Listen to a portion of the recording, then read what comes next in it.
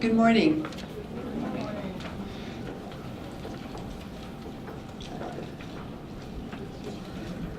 I think you're all taking a seat. Thank you. We'd like to begin our celebration for General Edward Rowney. Thank you. My name is Marcy Jordan. I'm the oldest of Edward Rowney's 5 children and his favorite daughter. And thank you so much for joining us today to celebrate the long and fruitful life of our father, grandfather, great-grandfather, and friend, General Edward L. Rowney. Let's begin with my father's favorite psalm and recite the 23rd Psalm. It's found on the back of the handout.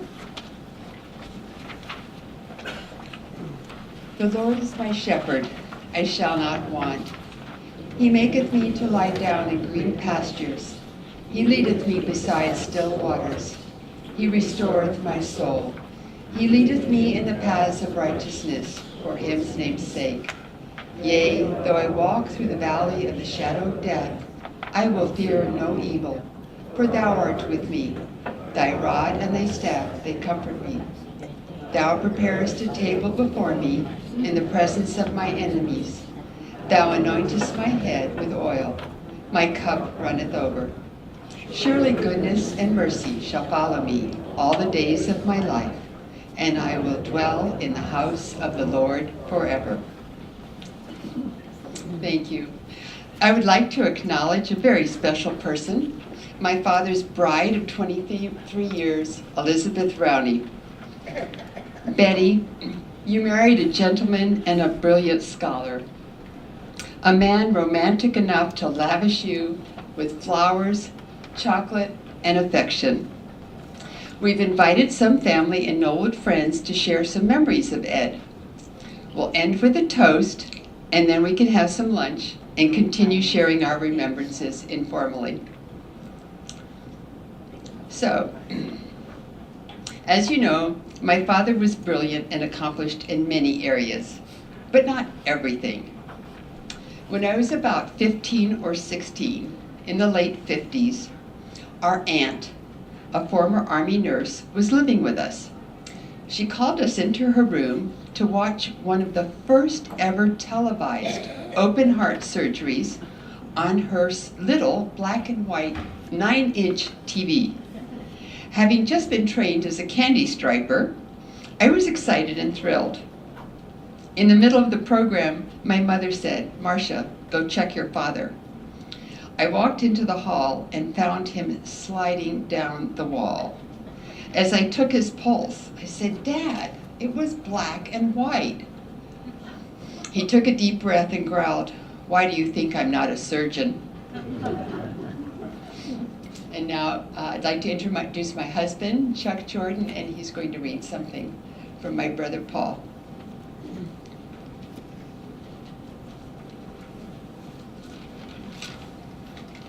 As Marcy said, my name's Chuck Jordan. I'm the favorite son-in-law, the only son-in-law.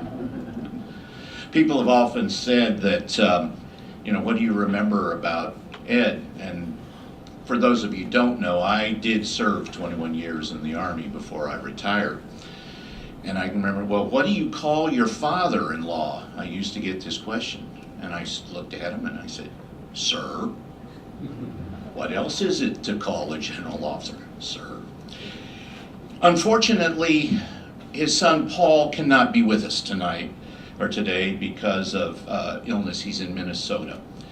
And this is his message from Paul, General Rowney's favorite middle child. You all know of the general's greatness. Some of you may have come to the conclusion, as I have, that he was made of different stuff.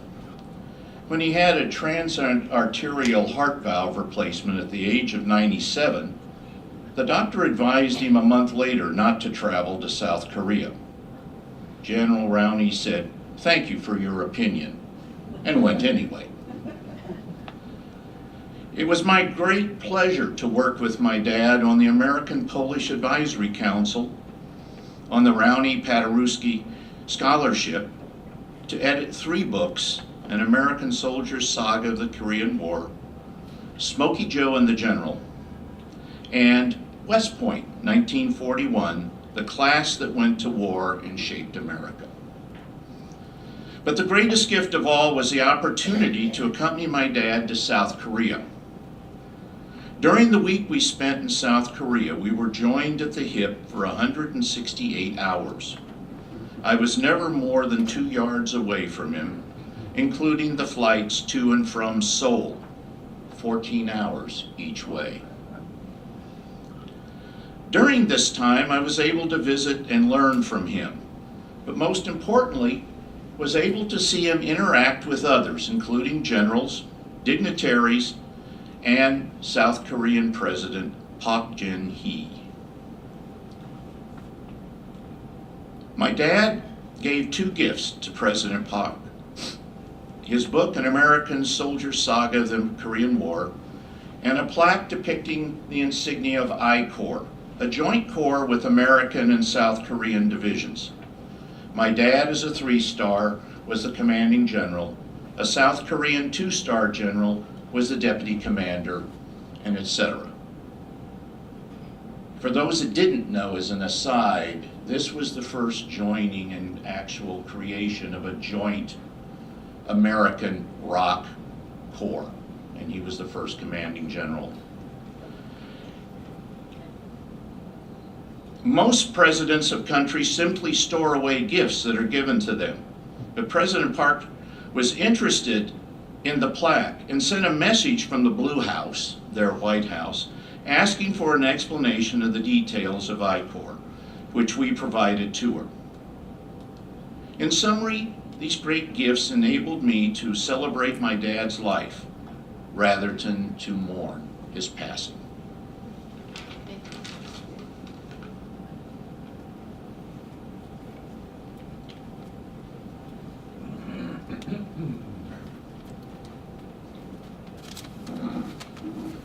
Good morning. I'm Michael Rowney.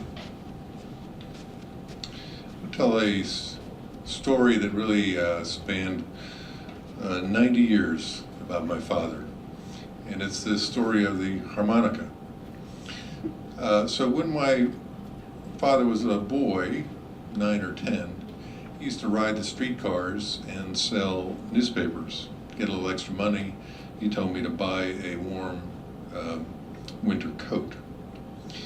And along the way, the Baltimore Sun, it was, had a contest, and the more subscriptions you sold, you had the chance of winning this contest. So he did win this contest, and the prize was a harmonica and a group of harmonica lessons. So he took the lessons and really enjoyed it, and became a member of a harmonica band in Baltimore. And I remember seeing, actually at a clipping, that he had his picture with his band in the newspaper, which may have been a promotion for the paper, but it was probably also his first brush with fame. But a real brush with fame was that one of the other young boys in the harmonica band later actually had become very famous for playing the harmonica. His name was Larry Adler, and he put out a number of albums and used to tour in the country and playing his harmonica. And in fact, many years later, 30 years later or so, my father actually joined him on the stage in New York, and they played a duet. But my father continued to play the harmonica throughout the years, and wherever I was, and probably my brothers and sisters, around wherever we were, on our birthdays would get a call, and it would start by the harmonica playing "Happy Birthday." And I remember one time I was in a meeting in Spain. It was late at night. I got a call. What could it be? From home, and it's my father playing his harmonica. And he also used it in his work. So he used to play harmonica, and both as a humor and also to make a point. And he used to tell a story that when he was in the negotiations with the Soviets, one time they had a social event in which they were on a boat, and they had the American delegation and the Soviet delegation, and they were both on different sides. And so my father broke out his harmonica and started playing, and people started getting together and singing, and he was playing the old Russian songs and American songs and so on. And so somebody actually took up a collection, passed a hat around, and to collect money while he was playing. And the Soviets said, "We'll split it 50-50." He used to say 50-50. And so at the end of the evening, they collected all the money from the hat, and the Soviets took it all. And he said, "Wait a minute, it was 50-50. And they said, "No, you had 50% of the pleasure of playing, and we had 50% of the pleasure of taking all the money." So it was part of his education about negotiating with the Soviets. And he used to continue to play over the years. And one of his favorite songs at birthdays also was a Polish song called "Sto lat," which is their birthday song, which really means 100 years. So he used to always play 100 years, and we would say, well, it's 20 more years, it's 10 more years, it's 5 more years. And this year it finally was 100. And I attended most of his 9 different birthday parties at which he played.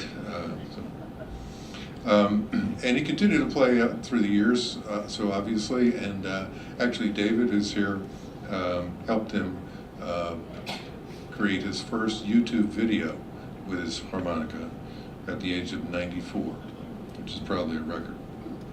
And he actually used to play here at Woodmont in the dining hall. You may have heard him, and he would play after a meal or something. And he had a favorite song also he used to play for Betty, which was "Daisy, Daisy, Daisy, Daisy, give me your answer true, I'm half crazy all for the love of you." And actually, only a couple of months ago, he recorded his last recording, which was a Thanksgiving well wishes that went out to a group of his friends and family in an email. So that was an aspect of his life that was different from many others, but he used it and intertwined it with others as he did so many things. Thank you.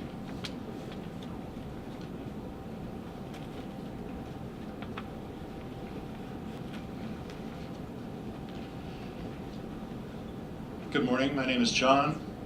I'm the youngest son. In May of last year, my father attended his 75th West Point reunion. I, my brother Peter, and my brother Paul's son Grayson accompanied him to West Point. At 99, he was the oldest graduate in attendance. And as the oldest, my father had the honor of leading all the graduates that were there to lay a wreath at the Thayer Monument, which commemorates all the cadets that had gone before. It had rained previously in the previous days. The terrain was very difficult. They went across the grass. My father had the wheelchair. They practically had to carry the wheelchair and drag it across the grass. But when they got up to the memorial, he surprised everybody. He stood up. He didn't have his walker. He was a little unsteady. The superintendent helped steady him. And when they began playing taps, my father saluted. There's a picture of it here in the room. To me, it's one of the many events that happened there, and really a lot of the events in my life that I was part of. I found it very moving. And at that time, being involved with all the people there at West Point, you think about their motto, which is duty, honor, country. My father did his duty whenever it was called upon. He did like to be in command. I remember that very well. When he was in command of the 24th Infantry Division, when he was the head of the I Corps, loved it. He liked being the big cheese, but when called to do something else, he did that too, and he put all his effort into it. One of the things that I remember very well, I guess I was about 13 or 14 at the time, but de Gaulle had ordered NATO and obviously U.S. forces out of France, and with about 9 months to go, my father was given the job of moving everybody and everything out of France. He would tell me stories about all the different things that they had to move, warehouses full of equipment and so forth, and stores of frozen food, and plots of land as small as 100 square feet that he had to sell. But he got the job done. That call of duty, it was actually his, I guess you'd say, his commitment to that, his devotion to duty. He complained that he was taken advantage of by his friend Henry Scoop Jackson, who implored him and pushed him into getting involved in arms control negotiations because of his background, because of his studies. He was best suited to that, and he said that it was my father's duty to do that. My father said this would hurt his military career, he wouldn't get his 4th star, but he capitulated and said, okay, if it's my duty, then I will do it. My father was a very honorable man, and I'm sure you all know that. Even, I think, in his 80s, he continued to keep up with what went on in West Point. There was a time when they were looking to make changes to the honor code. He got involved. He called the superintendent. He said, this needs to stay as it was. He was known, I think you've seen maybe in the obituaries in the Post, they refer to him as an inflexible hawk on arms control. But he really took his own counsel on all matters. He was also in favor of domestic gun control. And so here he is on one side, he's a Reagan hawk, but then he was involved in pushing the Brady bill, and even when that was signed in the Clinton White House, he was invited to attend. Politics makes strange bedfellows. And duty, honor, country. In 1936, my father traveled to Europe on a scholarship. He actually went to the Berlin Olympics, saw the Nazis and and he felt that war was imminent, that there was trouble brewing there, and he returned to the United States, finished his first college degree, and then enrolled in West Point. And as I said before, he always heeded the call of his country and served the country both in the military and as a civilian. So now I like to think about that moment in May of this year when the oldest living graduate will go up to the Thayer Monument and will lay a wreath, and they will be honoring my father at that event. Thanks very much. My father, now you may have read in this, my father was very interested in the life and career of Ignacy Paderewski. Paderewski was a pianist and composer. His grandmother introduced him to Paderewski. They actually were in attendance in the crowd when at Paderewski's funeral in New York City. I believe that was in, I'm not sure when that was, I think it was 1941. But Paderewski was kind of the rock star of his time. He was a huge millionaire, traveled the world playing the piano. And my father also, he was also a statesman. He was the first prime minister of Poland after World War I. And my father has created a scholarship fund. I'm sure many of you have heard about that. Hopefully some of you have contributed to it. But it is now fully endowed. He brings a Polish student to the United States to learn American democracy. And so in tribute to my father, I've asked my young friend Taylor Henninger to play, I guess this was like considered his hit song. It's a very short piece. It's a minuet. It's called Minuet in G, Opus 14, number 1. And I've asked Taylor to perform that now. Thanks.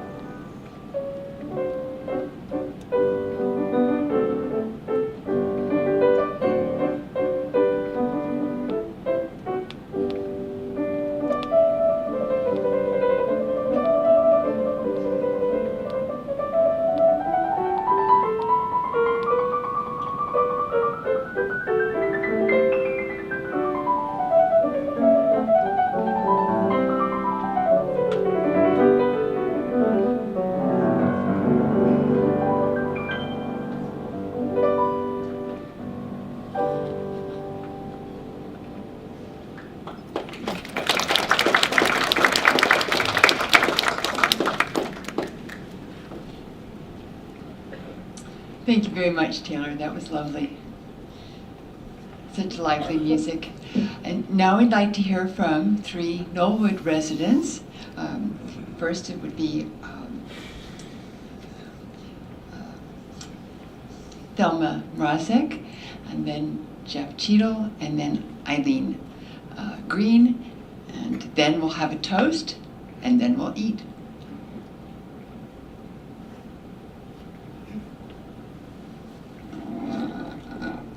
Well, we've heard a lot about the extraordinary impact that General Rowney has had in many, many ways.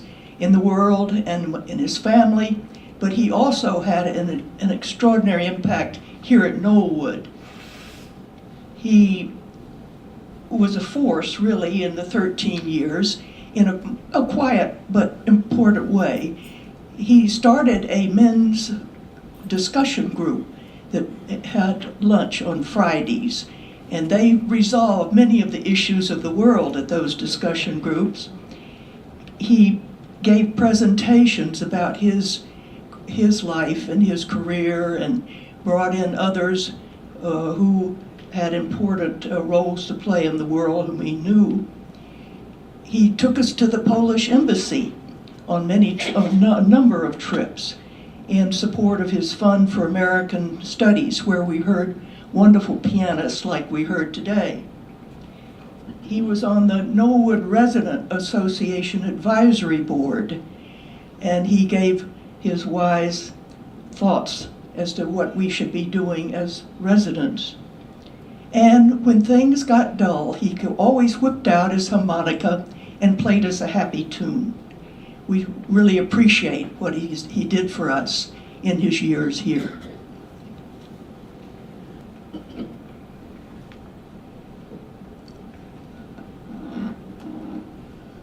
Good afternoon, everybody. I'm Jeff Cheadle, a resident, and I'm honored to be able to say a few things about Ed Rowney. I came to Knollwood in '08, found Ed already here, and very shortly got involved with him in Knollwood Resident Association affairs. And I found out that he would attend meetings, he would contribute, he would listen, he would give us good advice, and it was amazing to watch somebody who couldn't see still participate so meaningfully in the meetings that we had. We first got to know each other really by finding out that we shared something in common, which was having been in the Korean War. He and I were in some of the same places, same times, didn't bump into each other. He was Army, I was Air Force, but we always had a good time sharing war stories. And if you've been around Ed, you know he's a wonderful raconteur. When he tells a story, it's a story, and you enjoy it. So I've enjoyed working with him, I've admired him, and I thank Marcy for the opportunity of getting up and saying so, because Ed was special. And therefore I, with you, commend him to God for safekeeping, and I'm sure I'll see him in a little while. Thank you very much.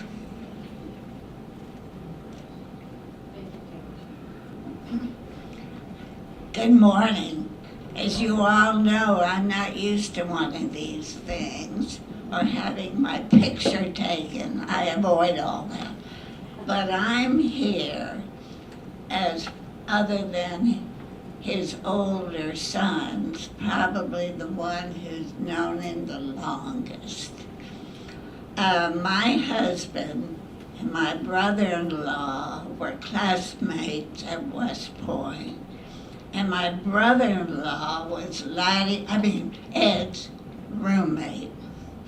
So the Greens got to know Ed Rowney, and Ed Rowney got to know the Greens. So for 4 years, Laddie and Ed were roommates, and Mike, my husband, was always there too. We were never on the same post together, but all of our Pentagon tours coincided, overlapped. So we knew them all those years at class parties, class reunions, all of that kind of thing. He was a household word in the Green family because of the relationship between Mike and Laddie and Ed Rowney. So I knew an awful lot about them, loved knowing them, have so enjoyed being here at Knollwood with them. The birthday parties at the Knoll House, the third floor solarium birthday parties that Amy and her crew of wonderful people helped put on. They were wonderful. The corny jokes that he used to tell. He didn't talk about all of his achievements with us, of course, we wives, of course, but we knew of them. I tried to make notes of what to say. Anyway, he was a part of my life when I married Mike in 1941. So I'm 46, so I've known him ever since. Loved him, appreciated him, differed with him on many things, but we were friends. Seeing Joanna over there, I love her too. And Peter back there, David, thank you all. I loved being able to share my life with the Ronnies. Thank you so much. I'd like to offer a toast to a man who lived a principled and productive life, a man who loved his family and his friends, to Edward Rowney.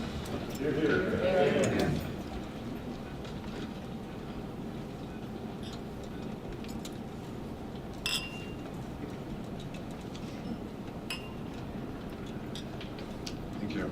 Thank you all so much.